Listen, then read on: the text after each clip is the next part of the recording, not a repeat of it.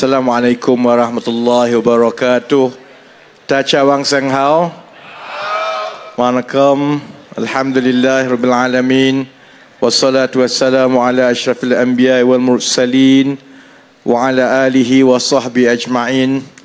Rabbi shrah li sadri wa yassir li amri wahlul 'uqdatam min lisani yafqahu qawli. Saudari berkursi majlis, sahabat-sahabat pimpinan, calonnya mana? Ingat calon dah lari masuk Perikatan Nasional. Saudara Firdaus, saya tak nampak calon. Dia adalah dengan pengundi semua. Uncle, auntie, saudara-saudari yang saya kasih sekalian, dia sudah mula hujan rintik-rintik. Ini satu ujian untuk kita menang. Jadi kalau ribut sila jangan lari, ya. Duduk kasih dia. Dia ada kemah semua. Kalau yang kat tengah ni, kalau hujan boleh, kat situ ada juga dining tempat.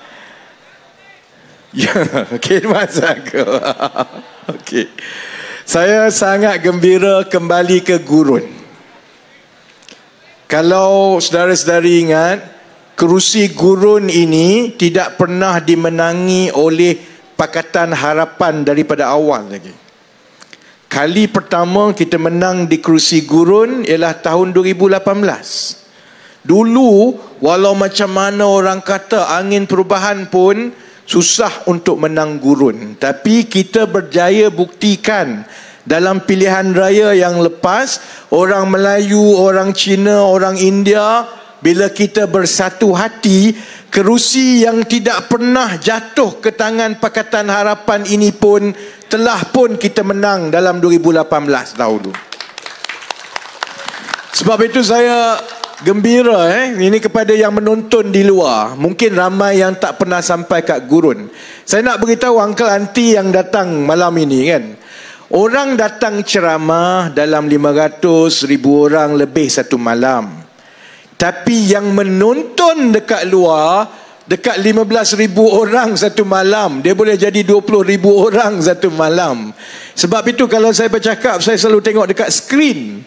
Sebab saya bukan saja bercakap dengan semua orang di sini, saya bercakap dengan semua pengundi kita yang ada di luar tiap-tiap malam. Jadi untuk mereka yang tak pernah sampai ke gurun di Kedah, kalau lalu kat belakang tadi, selalunya ceramah politik, selalunya yang duduk atas motor kat belakang tu selalunya Melayu. Di gurun, sebab itu saya suka hati, saya jalan daripada belakang tadi, banyak kawan-kawan yang muda-muda yang duduk kat atas motor belakang itu ialah kawan-kawan kita, termasuklah yang Melayu pun ada, orang Cina pun ada atas motor kat belakang tu. Sebabnya ialah macam inilah kita Malaysia. Bukan semua Cina itu kaya, bukan semua Melayu itu miskin. Ada Cina yang hidup dia, India yang hidup dia, India lagi lah memang banyak miskin lah kan. Lagi susah lah daripada Cina dengan Melayu kan. Tapi kalau ada orang, ini yang sebab kenapa saya daripada dulu saya tidak pernah bersetuju dengan parti politik yang main perkauman. Saya datang daripada Terengganu. Saya nak Terengganu uncle. Saya bukan orang KL tau. Saya orang Terengganu. Saya pergi sekolah yang semua orang Melayu. Dekat sekolah rendah pun semua orang Melayu. Habis darjah 6, masuk tingkatan 1, semua orang Melayu. Nama dia pun Kolej Melayu. Semua budak Melayu. Junior saya Firdaus, calon kita di gurun, adalah junior saya di Kolej Melayu di MCKK. Cuma dia lagi muda lah, dia 7 tahun junior daripada saya. Saya melalui proses yang semua Melayu ni. Sepatutnya saya jadi orang PAS lah. Saya jadi orang bersatu lah. Masih lawan orang Cina ini. Orang Cina banyak ambil orang Melayu punya. Orang India semua tak boleh pakai. Ada satu sebab kalau orang Melayu selalu tanya saya, you kenapa? Kenapa you tak masuk parti Melayu? Daripada hari pertama saya masuk parti PKR, salah satu sebab utamanya ialah kerana ia parti berbilang bangsa. Ada Melayu, ada Cina, ada India. Sebelum itu tidak ada parti macam PKR ini di seluruh Malaysia. Sebab itu saya masuk PKR. Jadi orang Melayu selalu tanya saya, kenapalah you masuk parti PKR? Ni dulu-dulu tahun 98-99. Dia tanya sama saya, kenapa you kalau masuk parti yang Melayu, you mesti je naik cepat punya. You masuk parti PKR ni ada Cina semua, orang Melayu tak suka parti berbilang bangsa ni. Ini tahun 99-2000. Ada satu sebab kenapa saya akan terus bersama-sama dengan parti berbilang bangsa macam PKR. Saya memang tak akan buatlah macam Azmin Ali lompat-lompat tu. Sebabnya saya orang Melayu, saya orang Islam, saya semayang setiap hari tau. Kalau kita orang Melayu, orang Islam, kita membesar dengan membenci orang. Saya tak kenal, kalau saya ni jenis perkauman kan, dalam hati saya ni perkauman, saya katakanlah saya lalu datang gurun, saya tak kenal pun siapa Pubalan. Tapi sebab dia India, saya tak suka kat dia. Saya tak kenal pun uncle yang daripada gurun ini, saya tak kenal pun, tak pernah jumpa, tak pernah bercakap pun. Tapi sebab you Cina, saya tak suka dengan dia. Islam tak ajar kita macam itu. Kerana membenci orang ini, kita tak kenal dia pun, Melayu ke apa semua, sebab hanya kerana dia berbeza. Sedangkan untuk kita jadi orang yang bahagia, yang gembira, hati kita kena baik. Untuk kita jadi manusia yang boleh tolong orang lain, kita berguna kepada orang lain di sekeliling kita, hati kita kena baik. Kita mesti sayang kepada orang, kita mesti tengok orang kesian, tengok orang susah kesian. Tak kisahlah dia Cina ke, dia India ke, dia Melayu, hati kita itu kena lembut. Dan sebab itu, kalau kita duduk dalam parti yang macam Perikatan Nasional sekarang, yang membenci orang lain, yang Melayu, yang diajar daripada kecil, tolak orang Cina, tolak orang India, saudara-saudari, mereka tidak akan bahagia sampai ke mati. Sebab dalam hati ini, tiap-tiap hari kita sakit hati. Lalu depan kedai ada orang India, sakit hati. Lalu depan kedai Cina, tengok ada orang Cina, sakit hati. Sakit hati lama-lama matilah. Sebab itu saya daripada awal lagi cakap, kita yang Melayu ini, walaupun saya datang daripada negeri Terengganu, jiwa saya dan juga amalan saya, pemikiran saya sangat berbeza dengan seorang lagi ahli politik yang datang daripada Terengganu, iaitu Hadi Awang. Kalau ada orang yang dengar di luar yang you nak mati sebab sakit hati, you bolehlah jadi perkauman. Tiap-tiap hari sakit hati, sakit hati, sakit hati. Lama-lama bisnes pun tak ke mana, hidup pun tak gembira, kita akan mati. Sebab itu saudara-saudari, pilihan raya ni penting kan. Dan saya ceramah uncle tiap-tiap malam. Semalam saya di Kelantan, hari ni di Kedah, esok di Pulau Pinang. Jadi dalam semua ceramah saya tiap-tiap malam, saya akan bermula dengan membuat laporan berita-berita kempen daripada parti lawan kita, daripada PAS dan juga Bersatu. Baik, yang pertama apa dia? Saya tengok semalam ceramah Tuan Ibrahim Tuan Man, timbalan Presiden PAS. Dia marah dekat Anwar Ibrahim. Dia kata Anwar Ibrahim tiap-tiap hari cakap mau lawan rasuah. Tiap-tiap hari bagi ingatan kepada orang, kita mesti perbaiki tata kelola kita. Kita mesti berlaku jujur. Anwar kata siapa-siapa yang tidak jujur dan makan rasuah akan dikenakan tindakan. Jadi Tuan Ibrahim katalah, you kan dah jadi Perdana Menteri, you tangkaplah. Kalau Sanusi betul-betul terlibat di dalam pencurian logam nadir bumi dekat Bukit Enggang, dia kata you tangkaplah. Kenapa you tak tangkap? Baik saya nak beritahu, kerajaan yang baik ialah kerajaan yang tak campur tangan dalam pentadbiran undang-undang. Siapa yang ada kuasa untuk menyiasat? Pihak berkuasa.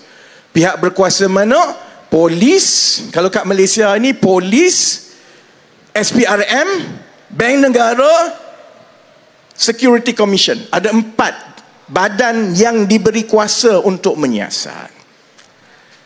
Sudah ada laporan mengenai dakwaan kecurian logam nadi bumi. Sudah disiasat, dan keputusan nak dakwa ke tak nak dakwa itu keputusan badan yang diberi tanggungjawab, iaitu Peguam Negara. Yang kita tak nak ialah kalau Perdana Menteri pada hari itu dia boleh arahkan saja polis ke SPRM ke Peguam Negara untuk tangkap dan dakwa. Itu tak boleh lah. Tapi sebagai orang politik, kita sudah tentu boleh ingatkan rakyat tiap-tiap hari, ingatkan diri kita sendiri, ingatkan juga lawan-lawan politik kita di bawah pentadbiran Kerajaan Perpaduan, bawah pimpinan Saudara Anwar Ibrahim. Kalau ada orang berani makan rasuah, maka Perdana Menteri dan kerajaan tidak akan campur tangan. Kalau kamu kena dakwa, kena humban ke penjara, hatta itu pimpinan kanan PKR sekalipun, kenalah kamu. Itu makna Perdana Menteri. Bukannya makna Perdana Menteri suruh tangkap, suruh. Sebab kalau kita ikut logik Tuan Ibrahim dan apa nama dia, Tuan Ibrahim Tuan Man, kalau ikut logik timbalan Presiden PAS, mana-mana yang jadi kerajaan boleh tangkap dakwa. Itu bukan kerja kerajaan, itu bukan kerja menteri. Kerja kerajaan dan menteri ialah buat dasar, buat program, cari jalan untuk kasih problem selesai. Kerja badan-badan yang menyiasat ialah siasat. Ada laporan siasat.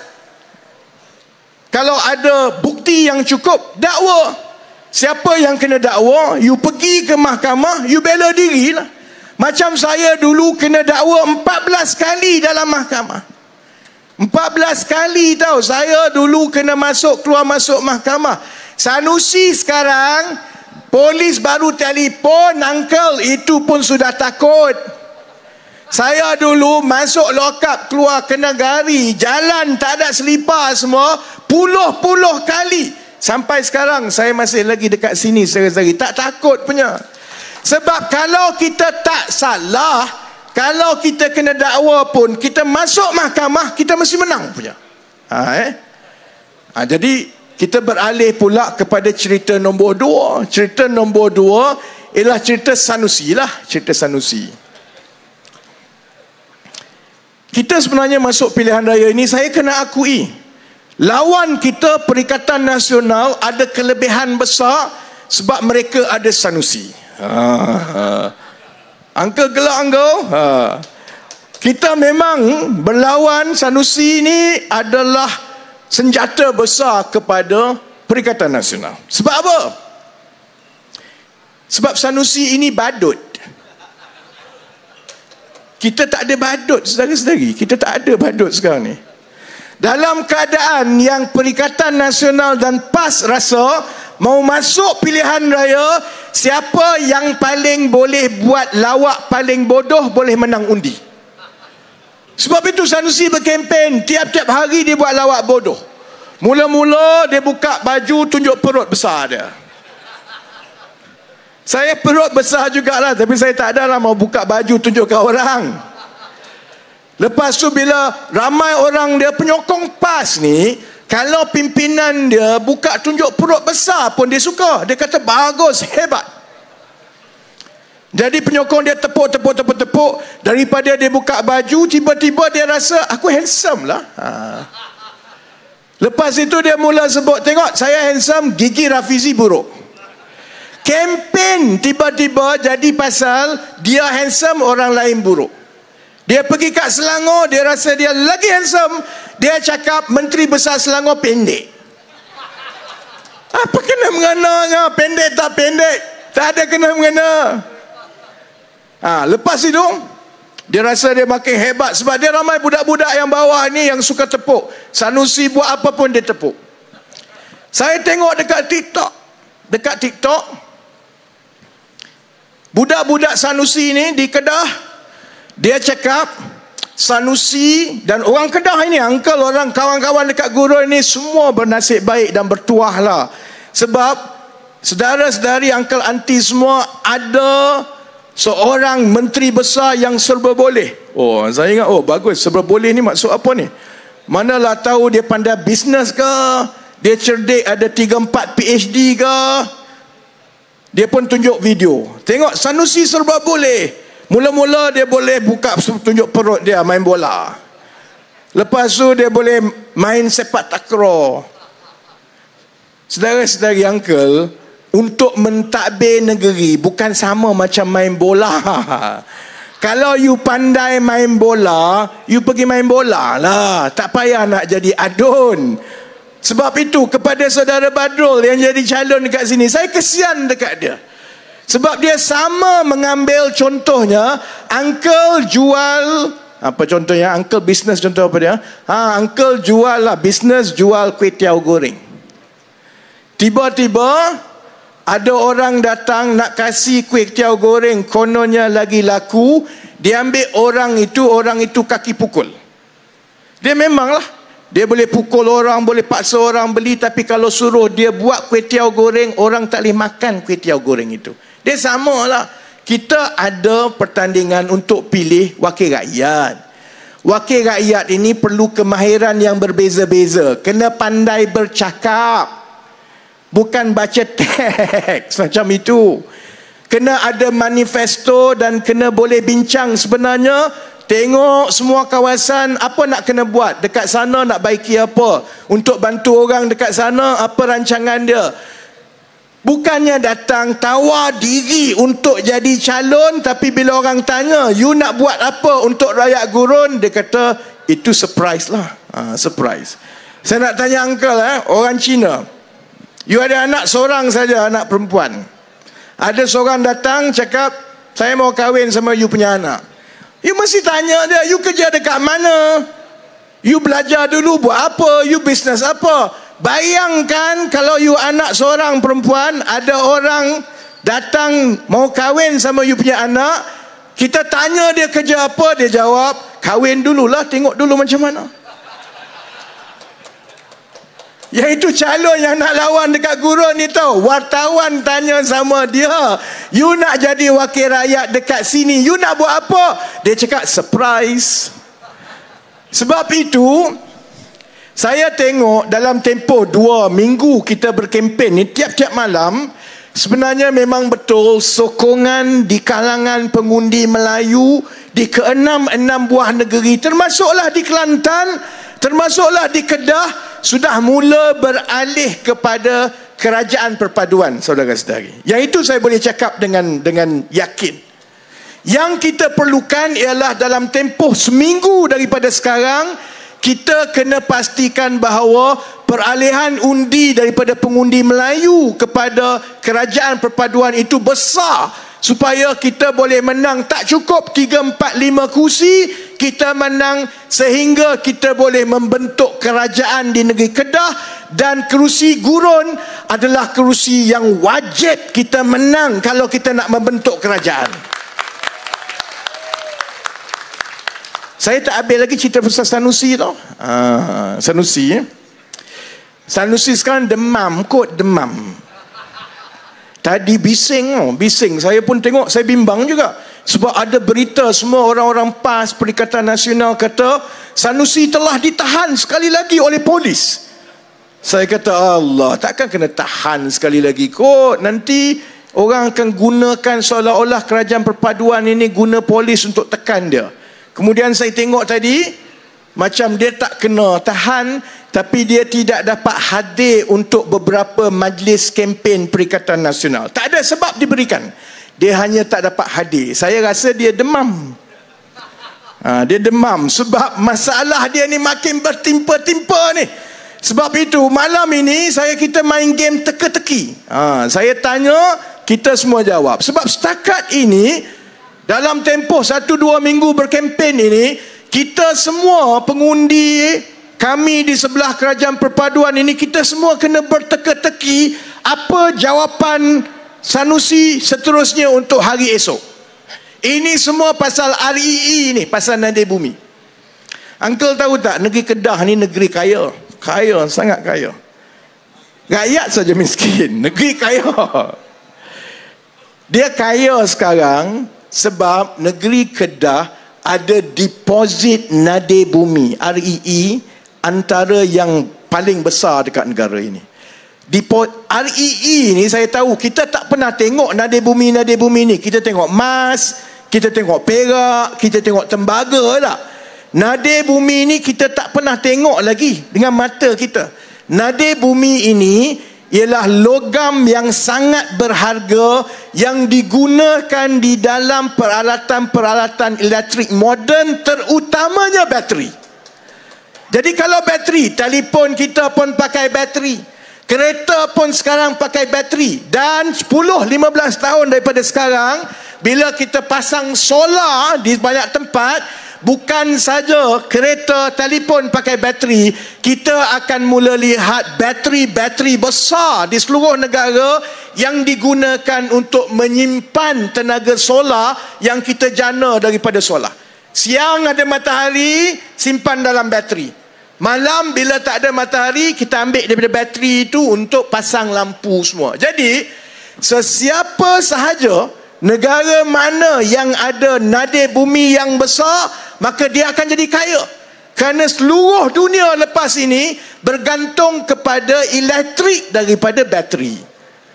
Dan ada beberapa tempat saja dalam dunia ini yang ada logam ini. Ada logam nadi bumi. China paling banyak. Tempat nombor 2 di Australia. Dan sekarang ini tempat baru yang dikenal pasti banyak nadi bumi ialah di mana? Di Kedah.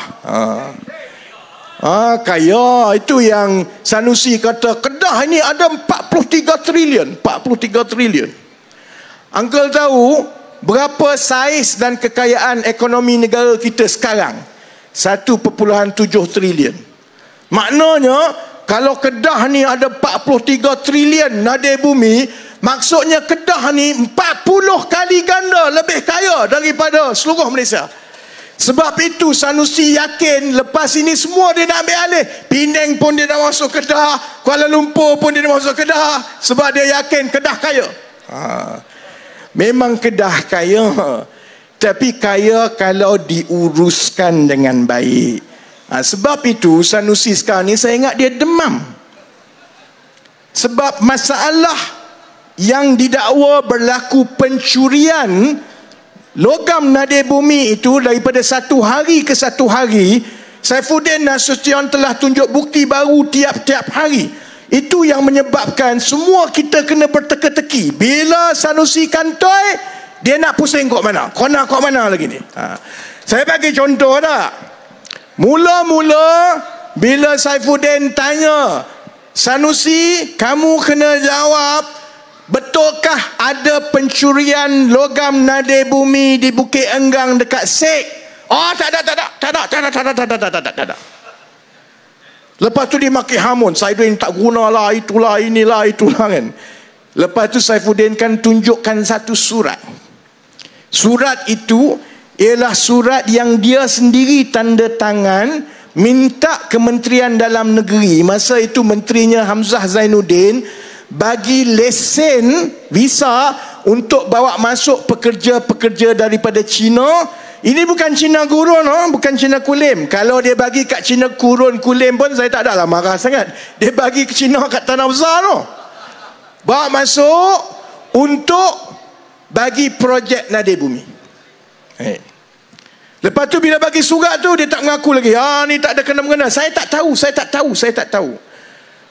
Kemudian pegawai dia pula kena tangkap dengan SPRM. Kena tangkap sebab memang syarikat milik kerajaan negeri terbabit dengan syarikat Cina itu yang sekarang ini sedang disiasat kerana pencurian nadi bumi. Dia kata tak, ini semua fitnah ni, semua fitnah. Dia kata saya tak kenal pun ini orang Cina ni. Nama dia apa? Seorang pun Solofai ah. Solofai ah. Uncle So lah, Uncle So. So Uncle So ni sekarang, pihak polis sekarang semua tengah cari mana Uncle So ni. Sebab dia ialah orang yang sedang disiasat sebagai tuan punya syarikat yang dituduh membawa keluar nadir bumi secara illegal, secara haram.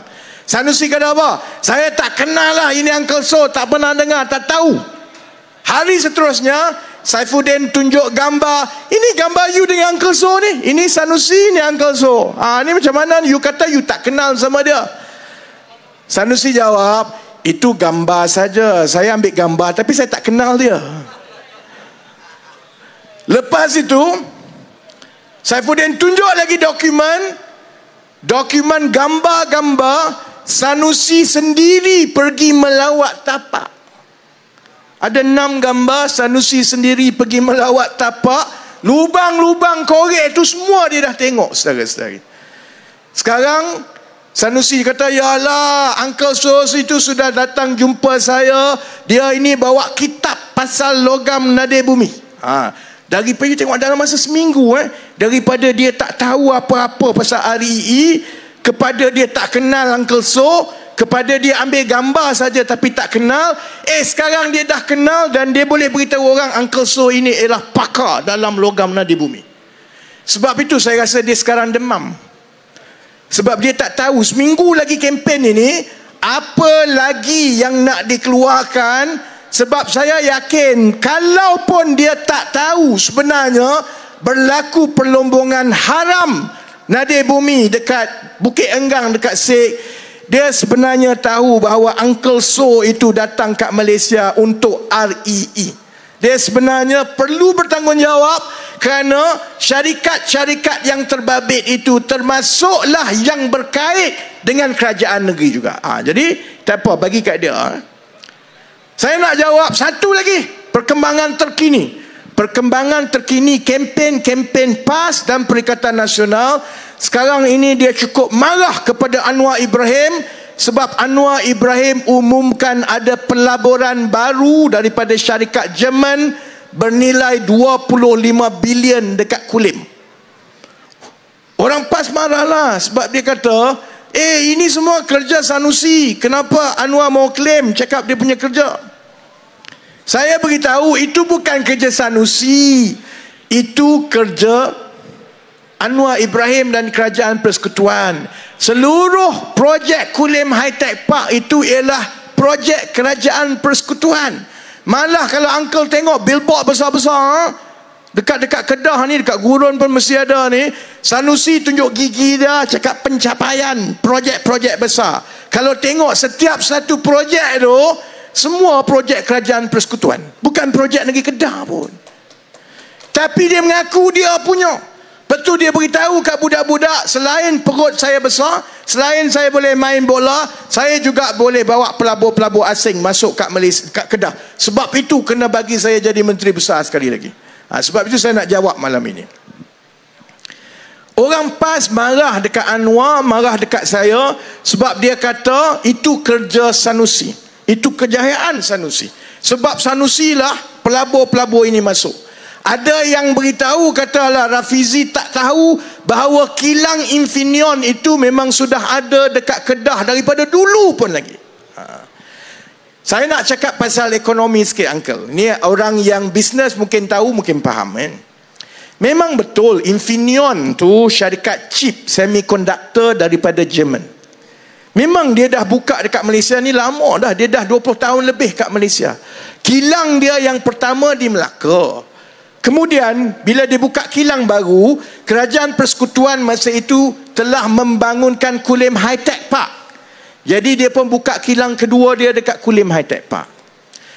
Di kalangan yang mendengar ni dan juga yang menonton dekat luar, mungkin ada di antara kita yang pernah kerja dengan syarikat antarabangsa. Kita kerja dengan multinational companies, MNCs.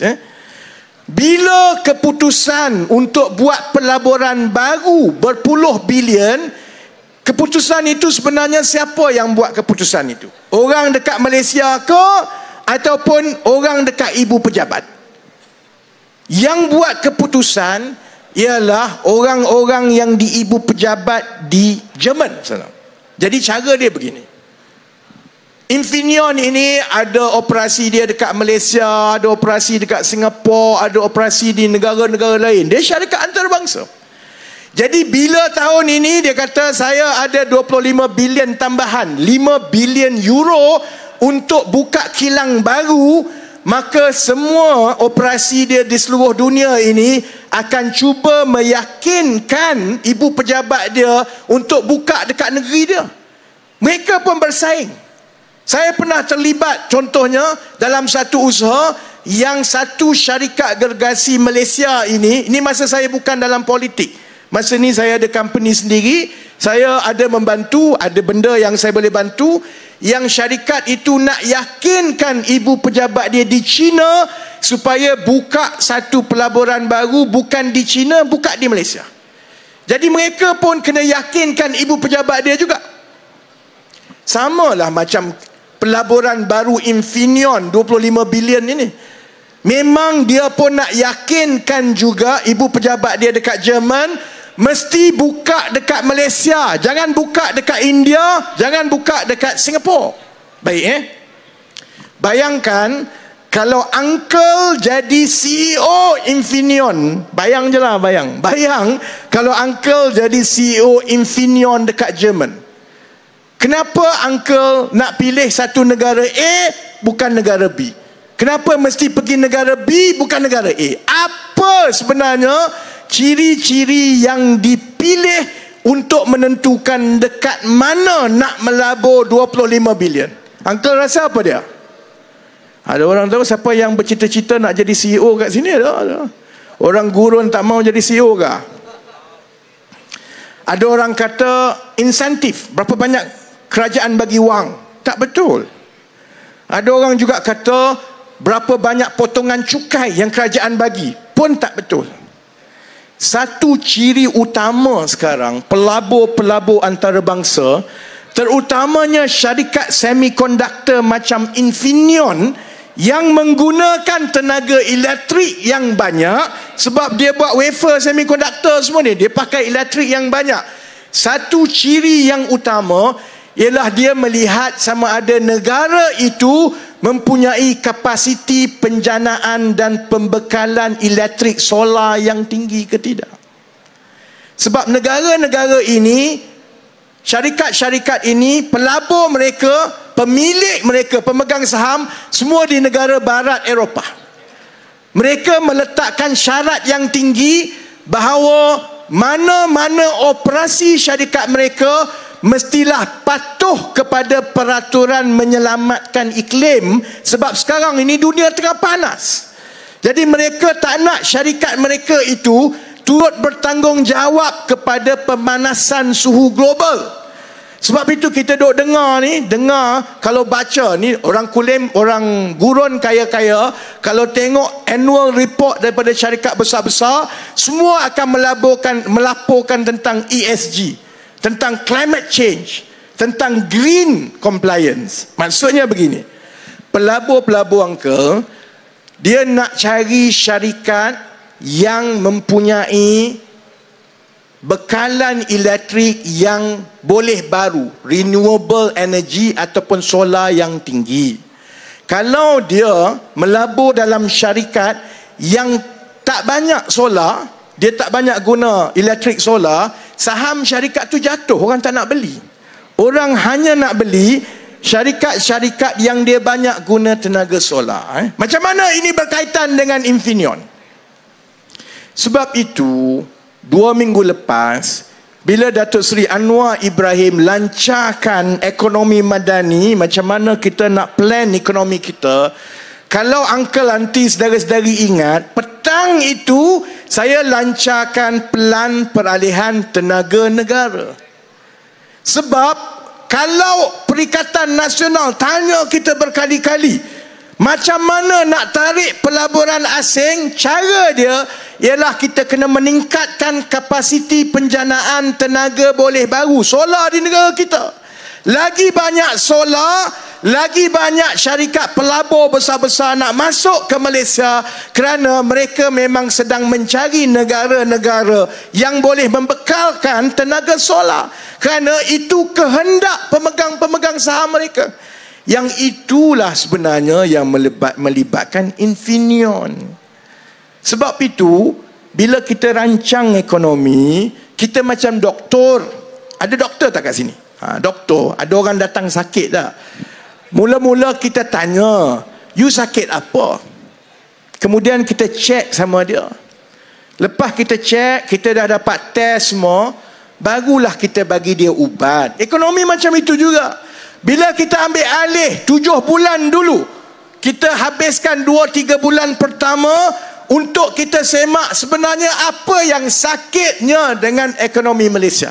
Ada benda yang kita dah tahu, korupsi, rasuah, macam-macam tu kita dah tahu. Yang itu kita boleh ubah dengan mudah.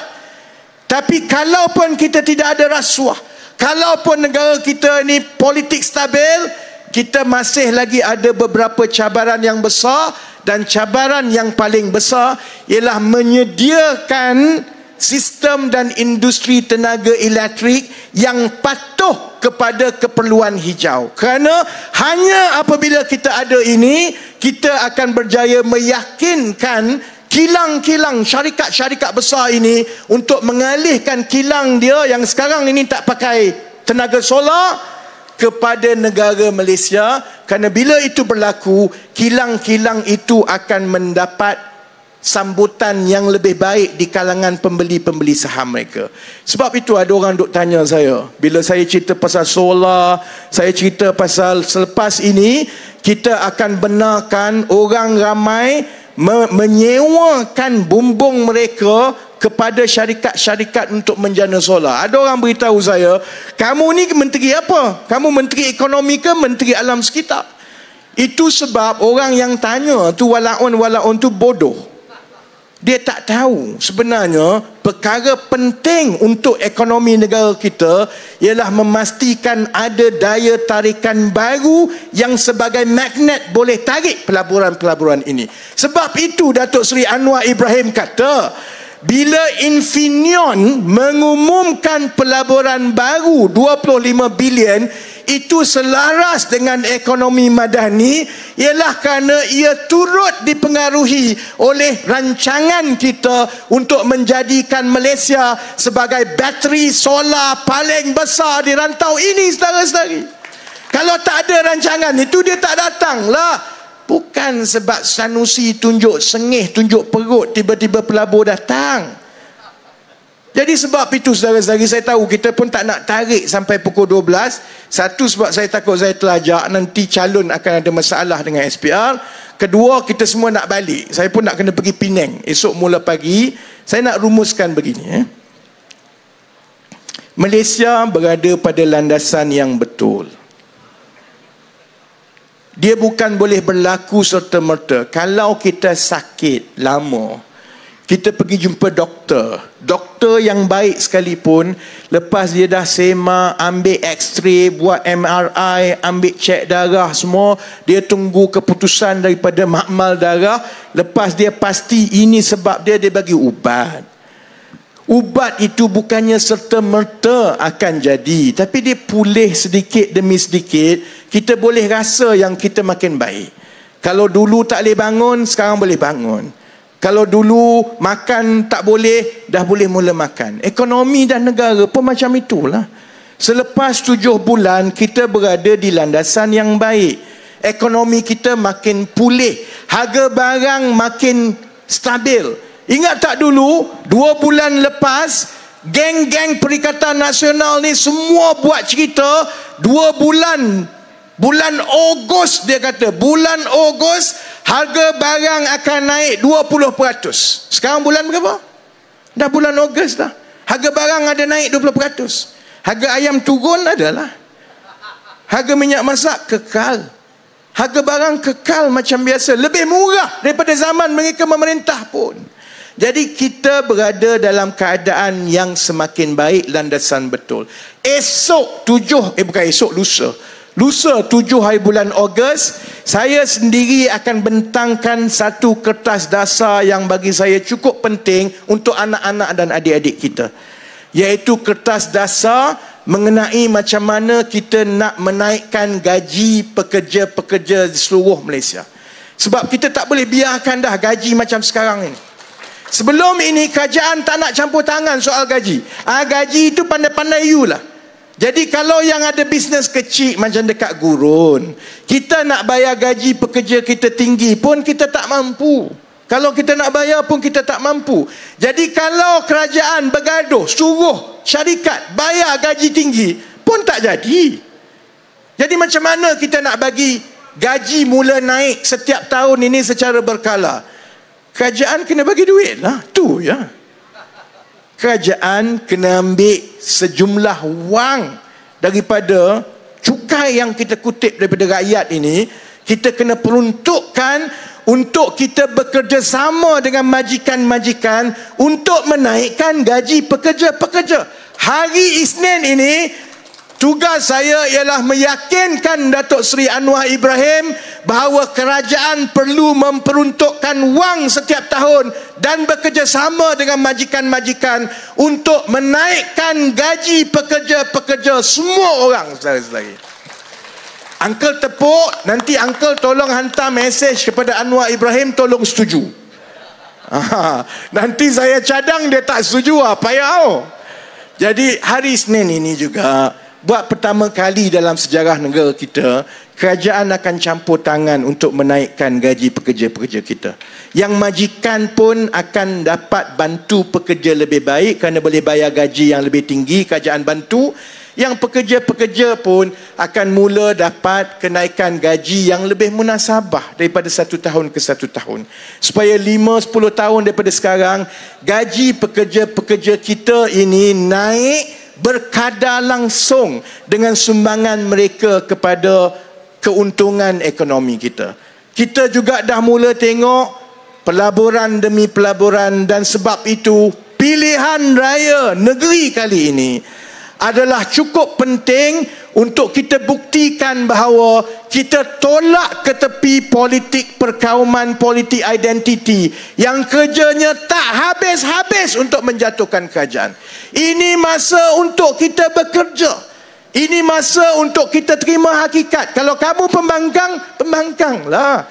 Bagilah peluang kepada kerajaan yang ada untuk membaiki negara. 5 tahun lagi kita lawanlah dalam pilihan raya.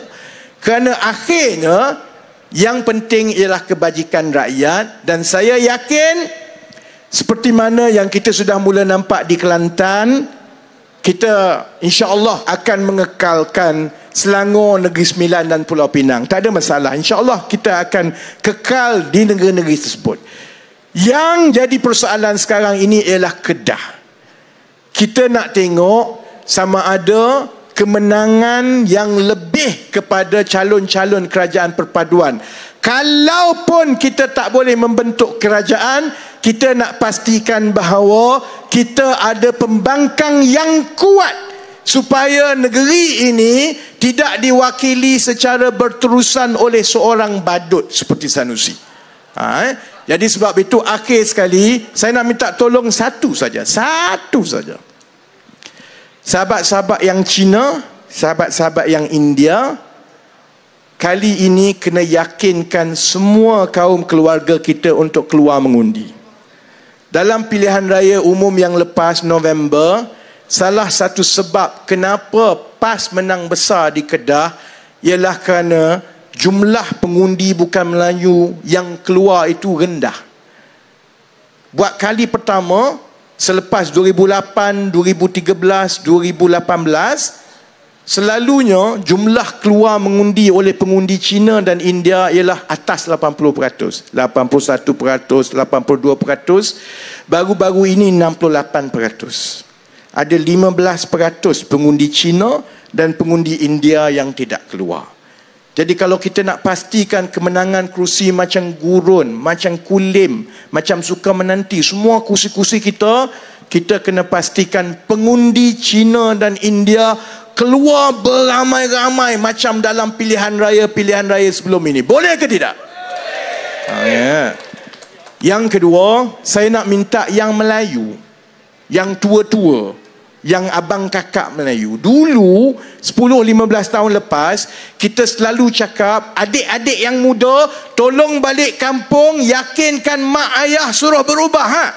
Sekarang ni terbalik, sebab yang sokong Perikatan Nasional ni budak-budak umur 18 ke 24 tahun. Yang 25 tahun ke atas ni semua dah sokong kita. Tapi mereka ramai. Sebab dia kali pertama, dia pendaftaran automatik. Memang betul. Yang muda-muda ini lagi suka TikTok. Dia tengok Sanusi, wah comel dia Sanusi. Dia tak kisah Sanusi ni boleh buat kerja ke tidak. Dia tengok Sanusi comel bulat. Jadi saya nak minta yang Melayu pula, yang abang kakak Melayu, yang makcik-pakcik, tolong nasihatkan kepada pengundi-pengundi muda bahawa pilihan memilih kerajaan ini bukan memilih badut. Kalau pilihan raya negeri ini ialah untuk memilih ketua badut Kedah, bolehlah. Saya pun akan undi Sanusi. Tapi ini kita nak pilih menteri besar. Kita nak pilih menteri besar yang boleh mentadbir negeri seiring dengan kerajaan persekutuan supaya kita boleh tumpu bawa seberapa banyak pelaburan baru. Jadi, kena juga nasihatkan pengundi-pengundi muda Melayu kita bahawa kalaupun kamu tak suka Rafizi sebab gigi dia jongkang-jongkek macam Sanusi kata, tapi paling kurang dengarlah juga demi masa depan kamu. Kerana 5-6 tahun lagi yang muda-muda ni akan kahwin, akan mula bekerja, akan mula bayar hutang. Kemudian dia mula akan faham kenapa kita perlukan menteri besar yang lebih cerdik daripada yang ada, yang ditawarkan oleh PAS sekarang. Boleh? Jadi dengan itu saya ucapkan terima kasih. Sese, Nandri, Wanakam. Terima kasih sebab walaupun rintik-rintik tapi tak lari. InsyaAllah saya berharap kerusi gurun kita kekalkan dengan kerajaan perpaduan. Boleh? Okey ya, last kali kat Kedah ni saya diberitahu semua ceramah kena habiskan dengan slogan baru, iaitu kalih kasih kalih bagi sama. Payahnya lah. Jadi saya kata kalih bagi, yang lain semua jawab sama. Boleh tak? Okey ya, saya tak biasa buat ni. Tapi tak apa, kita sama-sama buat.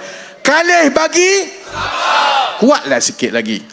Kalih bagi sama. Kalih bagi sama. InsyaAllah dalam pilihan raya ini Firdaus Johari akan skor gol mengalahkan Badrul pemain bola sepak. Terima kasih.